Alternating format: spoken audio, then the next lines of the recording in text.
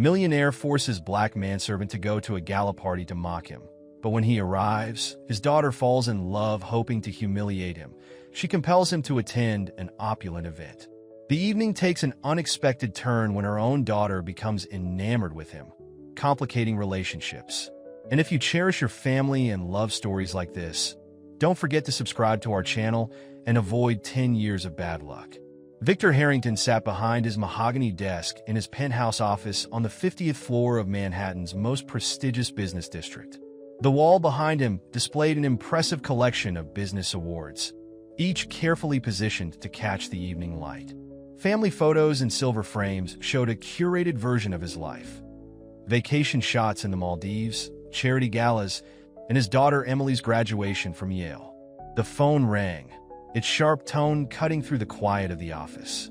Victor's longtime friend and fellow businessman, Richard Maxwell, was calling about the upcoming Thompson Foundation Gala, the most anticipated social event of the season.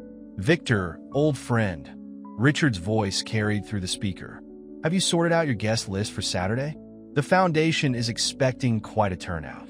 Victor drummed his fingers on the desk, his mind wandering to Samuel Johnson, his personal assistant of 3 years. Samuel, a quiet, intelligent man who had consistently refused invitations to social events, preferring to maintain a professional distance. A smile spread across Victor's face as an idea formed. "Actually, Richard, I think I'll bring someone unexpected this year," Victor replied, his tone carrying a hint of mischief. "My assistant, Samuel. It's time he learned how the other half lives." After ending the call, Victor buzzed for Samuel to enter his office. Samuel appeared promptly, notepad in hand, dressed in his usual modest but neat attire. His posture was straight, but his eyes remained downcast, a habit Victor had always interpreted as submission rather than the quiet dignity it represented. "Samuel, clear my schedule for Saturday evening.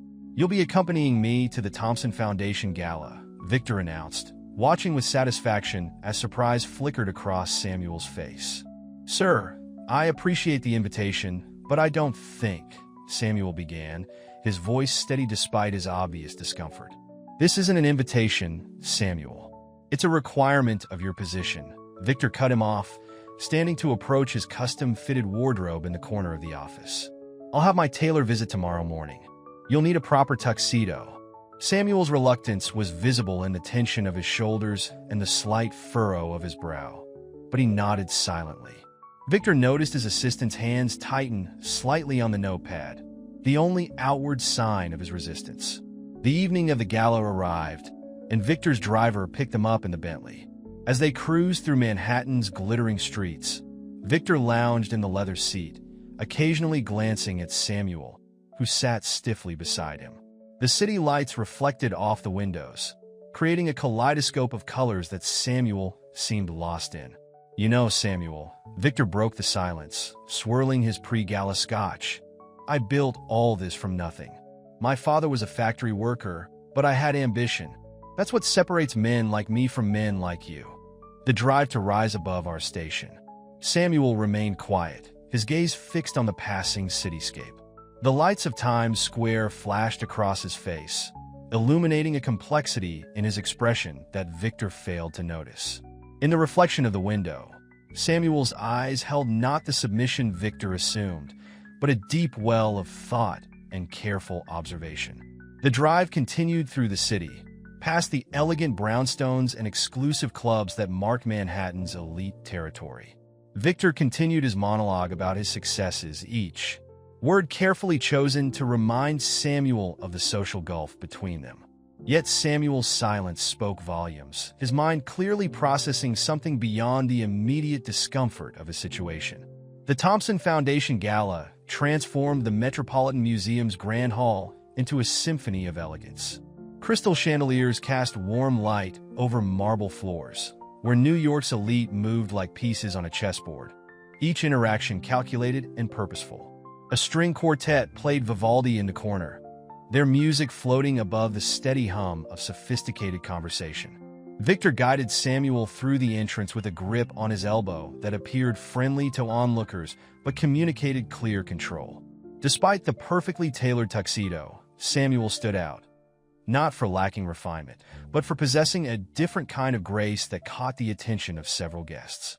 "Ladies and gentlemen," Victor announced to a nearby group of socialites, his voice carrying just loud enough to draw unwanted attention. "Allow me to introduce my assistant, Samuel Johnson. He's having his first taste of high society tonight." The words dripped with condescension as Victor's associates exchanged knowing looks. Samuel maintained his composure, offering a polite nod that carried more dignity than Victor's entire introduction. A few guests shifted uncomfortably, recognizing the cruelty in Victor's display but unwilling to challenge it. Across the room, Emily Harrington stood near a Renaissance painting, her deep blue gown matching the rich colors of the artwork behind her. Unlike the other young socialites who clustered in giggling groups, Emily observed the room with thoughtful interest. Her art history degree from Yale wasn't just a decoration on her wall. It reflected a genuine passion for culture and beauty. Her attention caught on Samuel as he attempted to blend into the background near a Greek statue. While others awkwardly avoided him after Victor's introduction, Emily noticed how Samuel studied the artwork with genuine interest. His eyes traced the sculptor's technique with knowledge that surprised her. When an older patron made a dismissive comment about modern art's influence on classical appreciation, Samuel quietly offered an insight about the evolution of artistic perspective that displayed unexpected expertise. Emily moved closer, pretending to examine a nearby sculpture while listening to his measured response. The moment their eyes met happened naturally, like the resolution of a classical composition. Samuel's expression shifted from guarded to curious, recognizing something in Emily's gaze that went beyond social positioning. She offered a small smile, and he returned it with a slight nod that contained volumes of unspoken understanding. Victor, engaged in his usual business networking, caught the exchange from across the room. His conversation with a board member faltered mid-sentence as he watched his carefully maintained social hierarchy threaten to crumble. The crystal glass in his hand tightened until his knuckles whitened, though his face maintained its practiced smile. Emily stepped closer to Samuel, her movement deliberate and challenging in its grace. "That was an interesting observation about perspective in classical art," she said, her voice carrying none of her father's condescension. "I'd love to hear your thoughts on the museum's new contemporary wing." Samuel hesitated, aware of Victor's distant but heavy gaze.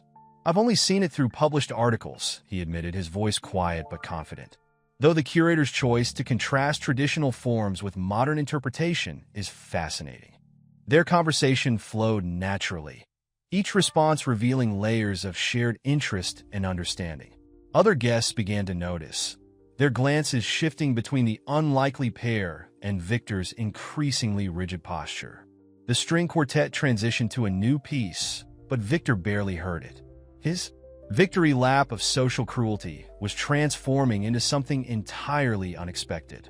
The carefully constructed barriers between social classes that he'd relied on for decades were dissolving in the simple exchange of ideas between his daughter and his assistant.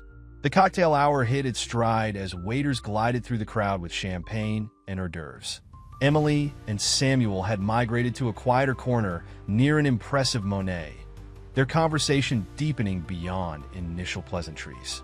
"Most people don't realize Monet's later works were influenced by his cataracts," Samuel explained, gesturing toward the painting.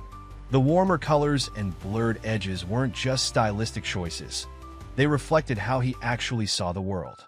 Emily leaned closer, genuinely intrigued. "That's fascinating. It's like his condition became part of his artistic signature. Did you study art history?" Samuel's expression flickered with something between pride and regret. "I wanted to. I was accepted to Columbia's program, but life had other plans." He paused, choosing his words carefully. "I've had to learn through books and museums instead. Every Sunday, I spend hours here, studying the collections. That's more dedication than most of my classmates showed at Yale," Emily replied, her respect evident. They were more interested in the social connections than the art itself. As they talked, Samuel gradually revealed more about himself. His mother had been an art teacher in Brooklyn, instilling in him a love for creativity despite their limited means. He'd worked multiple jobs through high school to help support her after his father's death. never losing his passion for learning despite the obstacles. "I still paint sometimes," he admitted, his voice carrying a hint of vulnerability. "Nothing gallery-worthy, but it helps me understand the masters better. You see differently when you try to create yourself." Emily's eyes lit up. "I'd love to see your work sometime. There's something special about art that comes from genuine passion rather than obligation." Victor observed this exchange from his position among a group of board members, though his attention was clearly elsewhere. His hand clenched around his empty champagne glass as he watched his daughter lean in to catch Samuel's words, her genuine laughter carrying across the room. Unable to contain himself any longer, Victor excused himself from his group and strode purposefully toward the pair.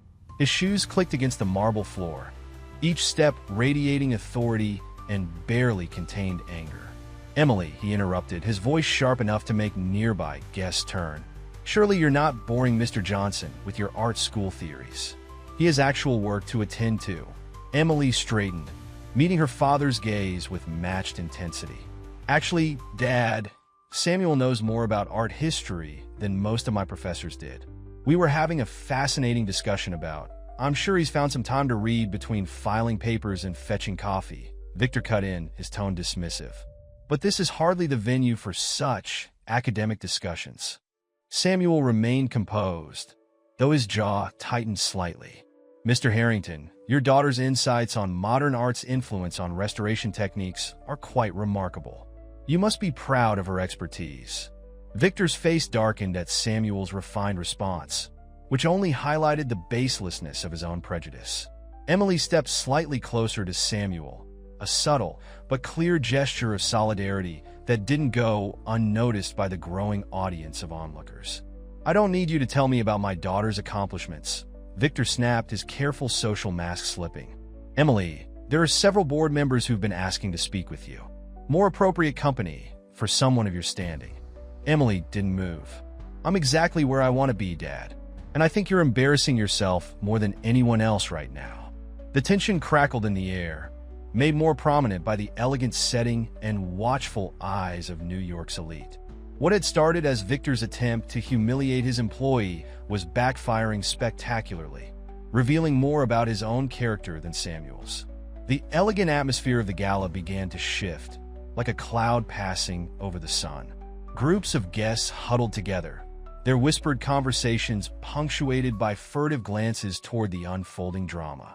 The string quartet's music seemed to fade into the background, overwhelmed by the tension radiating through the grand hall.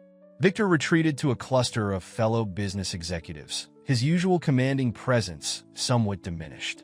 James Montgomery, CEO of a rival corporation, watched him with barely concealed amusement.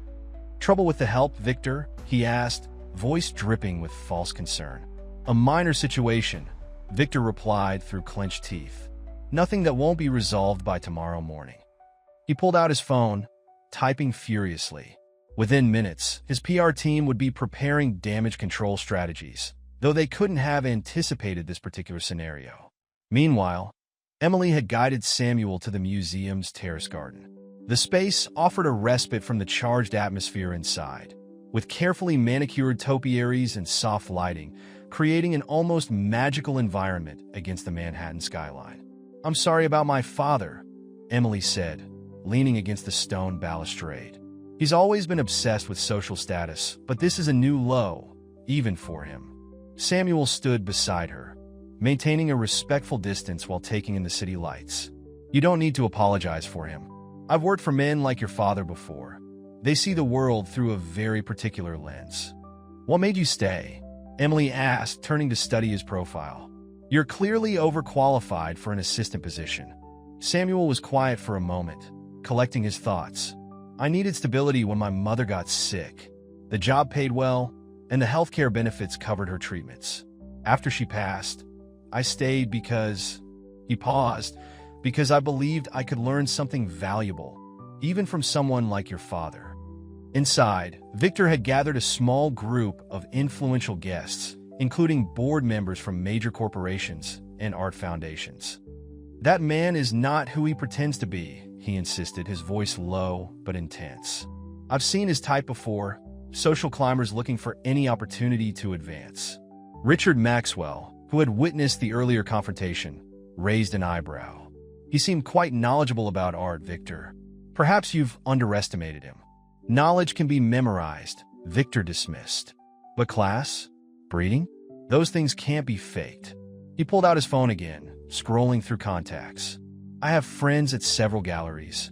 By morning, he won't find a single art-related position in New York.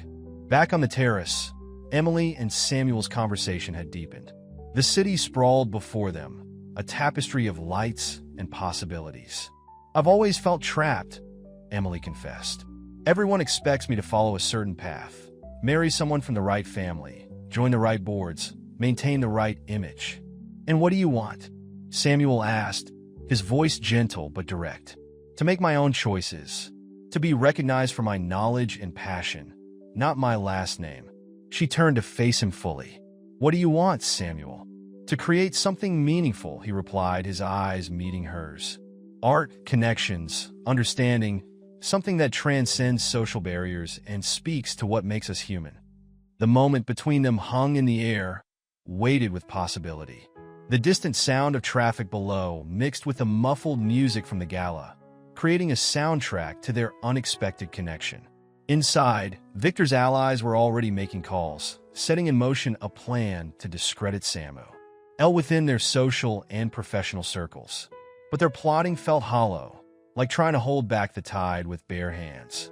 The garden terrace had become a sanctuary of honesty, far removed from the artificial pleasantries inside.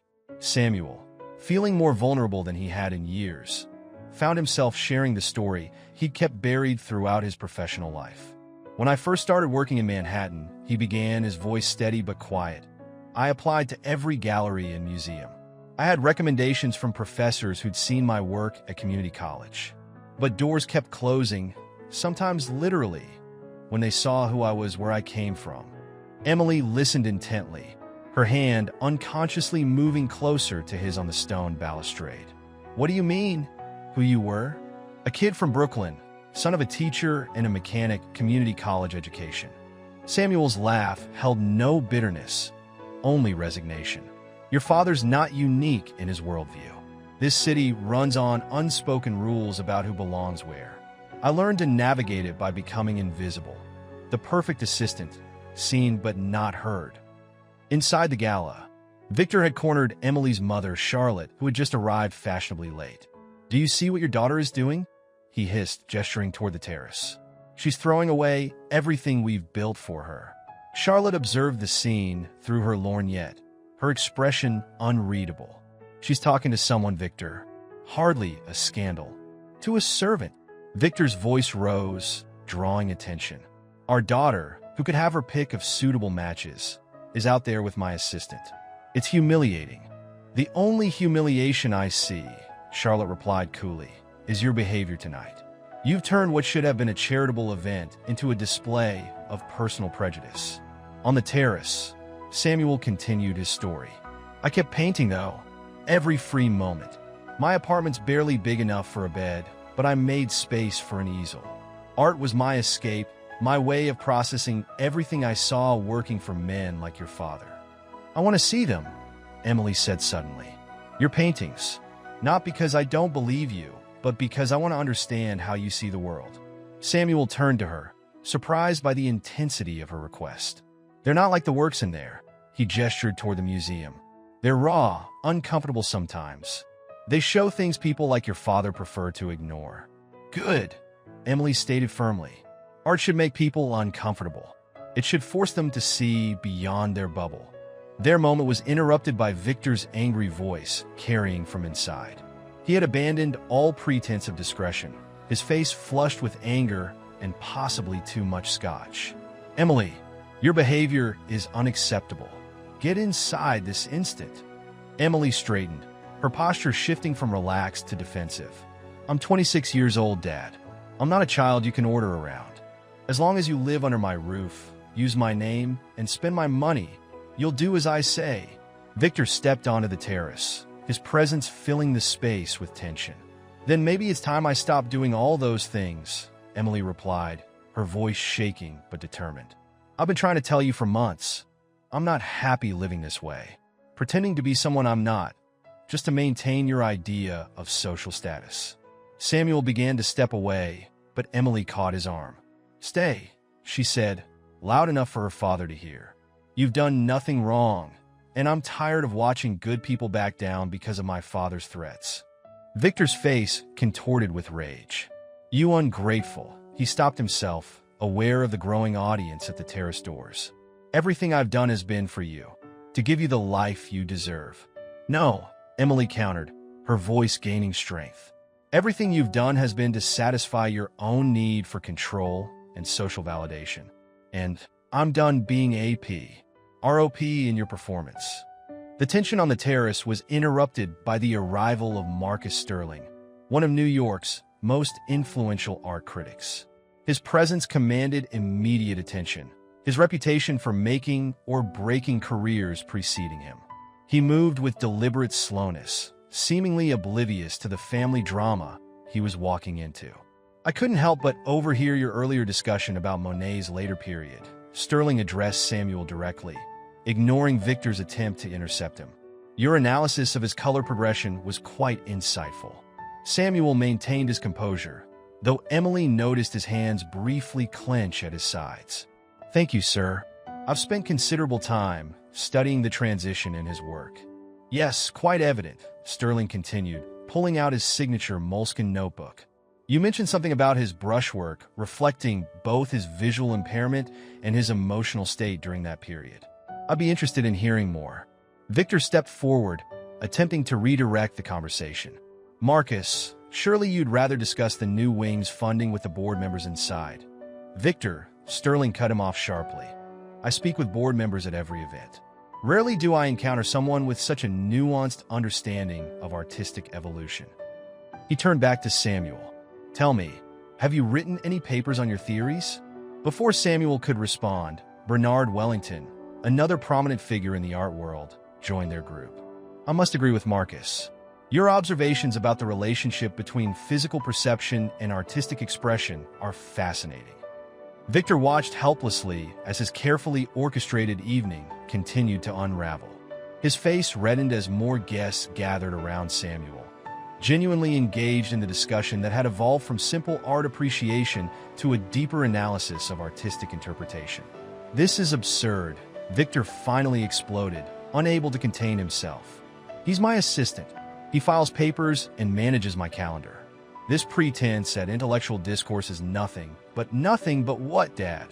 Emily challenged, stepping closer to Samuel. Nothing but proof that talent and intelligence aren't exclusively found in your social circle? The growing crowd fell silent, watching the confrontation with mixed expressions of discomfort and fascination. Samuel remained dignified, his quiet confidence a stark contrast to Victor's increasing agitation. You don't understand what's at stake here, Victor snarled, his mask of sophistication completely fallen away. Our position in society, our relationships with these people, Sterling interrupted coldly, are quite capable of choosing their own associations, Victor. And I, for one, find your assistant's company far more enlightening than your attempts at social manipulation. The word manipulation hung in the air like smoke, causing several guests to shift uncomfortably. Victor's reputation for controlling situations and people was well known, but rarely had it been so openly addressed. You're all being fooled. Victor made one last attempt, his voice rising with desperation. He's nothing but an opportunist, using his superficial knowledge to what, Mr. Harrington? Samuel finally spoke, his voice quiet but firm. To engage in meaningful discussions about art? To share perspectives gained from years of study and observation? Or is it simply impossible for you to accept that someone from my background could have something valuable to contribute? The directness of Samuel's challenge caused several guests to murmur appreciatively. Even those who had initially sided with Victor found themselves reconsidering their positions. Wellington cleared his throat. Victor, I believe you're letting personal feelings cloud your judgment. Your assistant has demonstrated more genuine appreciation for art tonight than most of our regular donors show in a year. Emily's movement was decisive as she stepped between her father and Samuel, her designer gown rustling against the terrace stones. The city lights behind her created an almost theatrical backdrop, emphasizing the drama of the moment.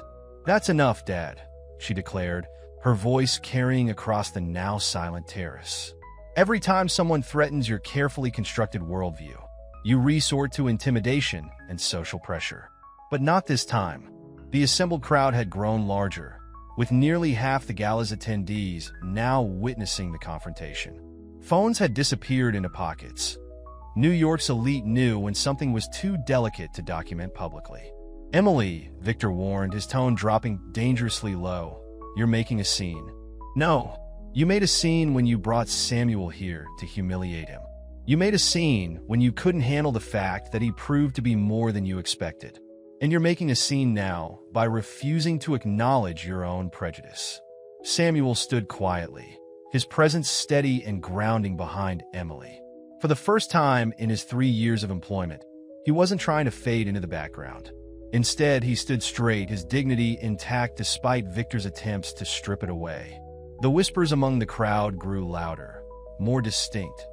"Did you know he was self-taught? I heard he's been managing all of Victor's art acquisitions." Charlotte always said Victor's social climbing was worse than anyone he criticized.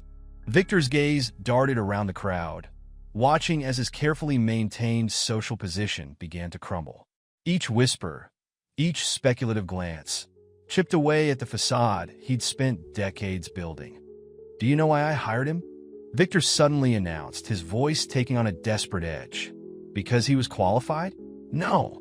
Because I knew someone like him would be grateful for any position, would work harder than someone who felt entitled to success." Emily's face flushed with anger, but before she could respond, Samuel spoke up. "You're right, Mr. Harrington. I was grateful for the opportunity, but not because I felt inferior, because I believed that competence and dedication would eventually overcome prejudice." Clearly, I was only half right. A few guests nodded approvingly at Samuel's measured response. Marcus Sterling made a note in his ever-present notebook, his expression suggesting that this evening would feature prominently in his next column. "Emily," Victor tried again, his tone softening in a last attempt at control. "Think about what you're doing, the implications for your future, your position in society." "I am thinking about my future," Emily replied firmly. "I'm thinking about what kind of person I want to be, what values I want to stand for. And right now, I'm standing with Samuel." The silence that followed her declaration was absolute. Even the distant city noise seemed muted, as if Manhattan itself was holding its breath. Samuel's hand found Emily's briefly, a gesture of support that didn't go unnoticed by the onlookers. Victor stormed off the terrace, his exit made less dramatic by having to weave through the crowd of spectators. As he disappeared inside, the tension broke like a fever, replaced by a buzz of conversation and speculation. Charlotte emerged from the crowd, approaching Emily and Samuel with measured steps. She studied them both for a long moment before speaking. "Well," she said, her voice carrying years of social expertise, "I believe this evening has become considerably more interesting than another standard gala." As the gala's energy shifted back to its normal rhythm, Emily and Samuel found refuge in a quiet alcove near an ancient Greek sculpture.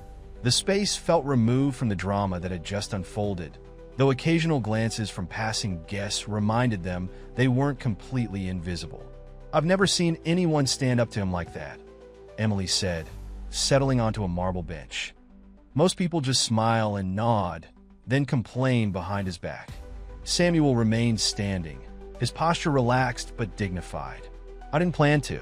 3 years of staying quiet, doing my job, and tonight." He shook his head slightly. "Something changed." "Everything changed," Emily corrected him. She patted the space beside her on the bench, a simple gesture that carried weighted meaning. After a moment's hesitation, Samuel sat down. "Your father will likely fire me tomorrow," he said matter-of-factly. "I should probably start updating my resume tonight." Emily turned to face him fully. "Is that what you want? To find another assistant position? Another job where you have to hide who you are?" "No," Samuel admitted, his voice barely above a whisper. "I want to paint. I want to write about art.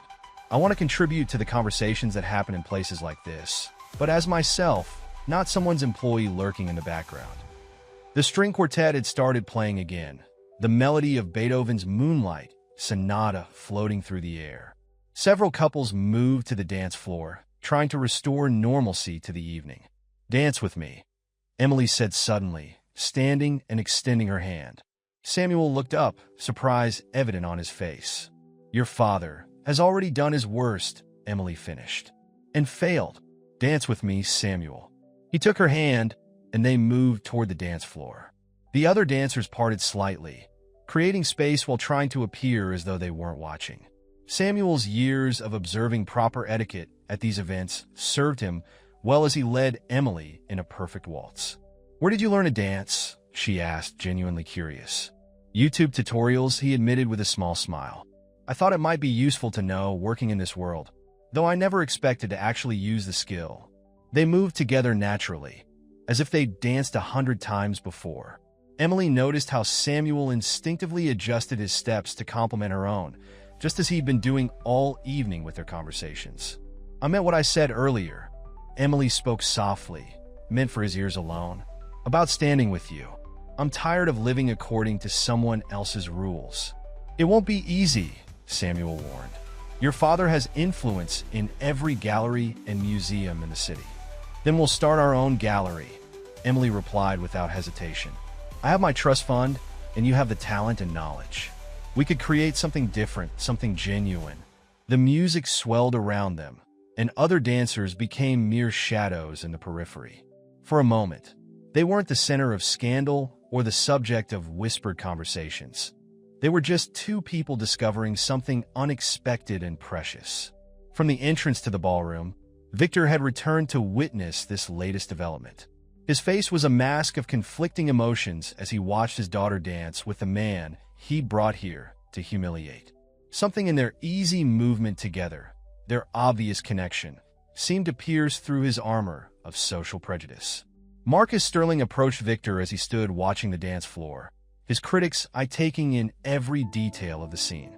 "Quite a departure from your usual carefully orchestrated events, Victor," he observed, his tone neutral but pointed. "Marcus, surely you're not buying into this performance?" Victor gestured toward Emily and Samuel, still dancing. "The man's an assistant, for God's sake." Sterling adjusted his glasses thoughtfully. Degas was a banker before he became an artist. Van Gogh worked as an art dealer and a teacher. The history of art is filled with people who defied social expectations to pursue their passion. Other guests began gathering around them, the earlier drama having transformed the usual social barriers. Richard Maxwell joined them, his wife Patricia at his side. "Victor, I've been meaning to ask, who's been handling your art acquisitions these past 2 years? They've been remarkably astute." Victor's silence was telling. Everyone knew Samuel had been managing the collections, but acknowledging it now would only validate what he'd been trying to deny all evening. On the dance floor, Emily had made her decision. As the music came to an end, she didn't step away from Samuel. Instead, she turned to face the crowd, her voice clear and confident. "I know many of you are wondering what's happening here tonight," she began, causing conversations to halt. "You came expecting another predictable gala, where we all play our assigned roles and maintain the illusion that worth is determined by last names and bank accounts." Samuel moved to step back, but Emily caught his hand, interlacing their fingers. The gesture was impossible to miss, and cameras would have been flashing if not for the unspoken agreement among the elite to keep certain moments private. But tonight, something real broke through that facade. You all witnessed how knowledge, passion, and genuine appreciation for art transcend the artificial barriers we've created. Her voice grew stronger with each word. "Samuel knows more about art than most people in this room because he loves it, studies it, lives it, not because it's a social obligation or an investment opportunity." The crowd shifted uncomfortably, many recognizing themselves in her critique. Sterling's pen moved rapidly across his notebook, documenting what was quickly becoming the most talked-about cultural event of the season. "My father brought Samuel here tonight, thinking he could reinforce those barriers," Emily continued, her gaze finding Victor in the crowd. "Instead, he accidentally proved why they need to be torn down."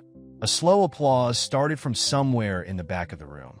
It spread gradually, gaining momentum until most of the guests were participating, their response as much a rebellion against social conventions as support for Emily's words. Samuel stood beside her, his usual reserve transformed into quiet confidence. When he spoke, his voice carried to every corner of the room. Art has always been about challenging perspectives, about seeing beauty and truth where others might miss it. Tonight wasn't about social climbing or proving a point. It was about being genuine in a world that often prefers comfortable lies. The applause grew louder, more enthusiastic. Victoria Ashworth, head of the Metropolitan Museum's board, was nodding appreciatively. James Montgomery, who had earlier mocked Victor, now looked thoroughly chastised. Victor's face had gone pale, his hands trembling slightly as he watched his carefully constructed world crumble. The applause for Emily and Samuel's declaration continued to echo through the grand hall, each clap another crack in his facade. In a moment of desperate rage, or perhaps calculated destruction, Victor strode forward, his voice cutting through the applause like a knife. "You want truth?" he shouted, causing the room to fall in a sudden silence. "Here's your truth.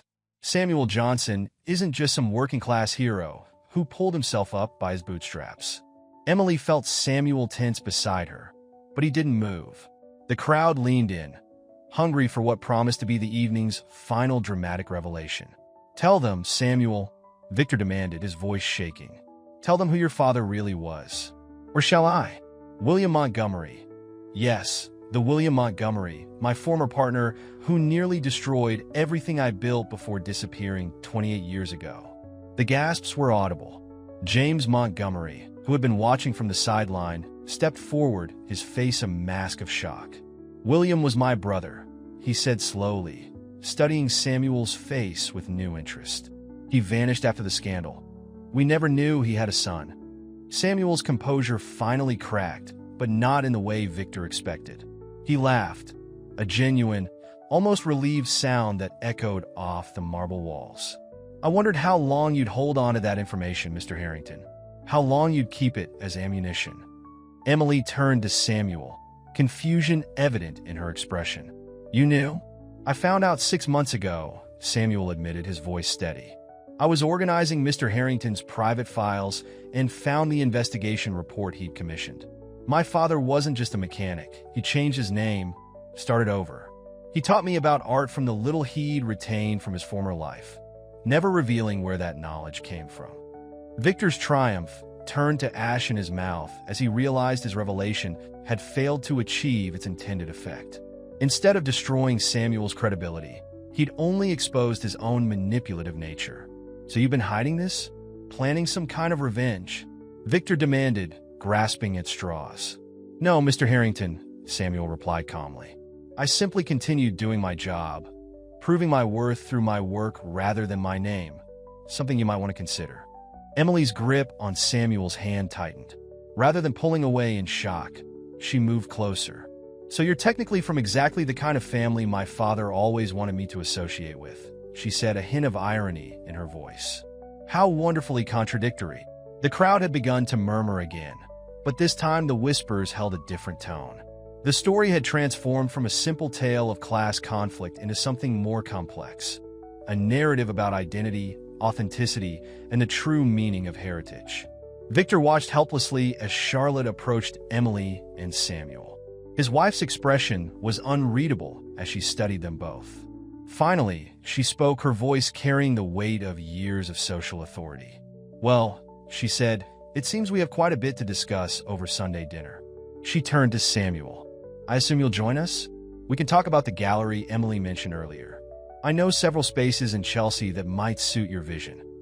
The evening's final moments played out like the closing scene of a well-crafted drama. Victor stood alone, watching as his wife, daughter, and the man he'd tried to destroy were surrounded by well-wishers and supporters. The very social circle he'd spent decades cultivating had shifted its allegiance to a more authentic form of aristocracy, one based on genuine passion and talent rather than mere wealth and position. The Thompson Foundation Gala would be remembered not for its charitable contributions or social networking, but as the night when Manhattan's elite witnessed the transformation of their own carefully maintained social structure. And in the center of it all, Emily and Samuel stood together, their unlikely connection having catalyzed a change that would ripple through New York's social and artistic circles for years to come.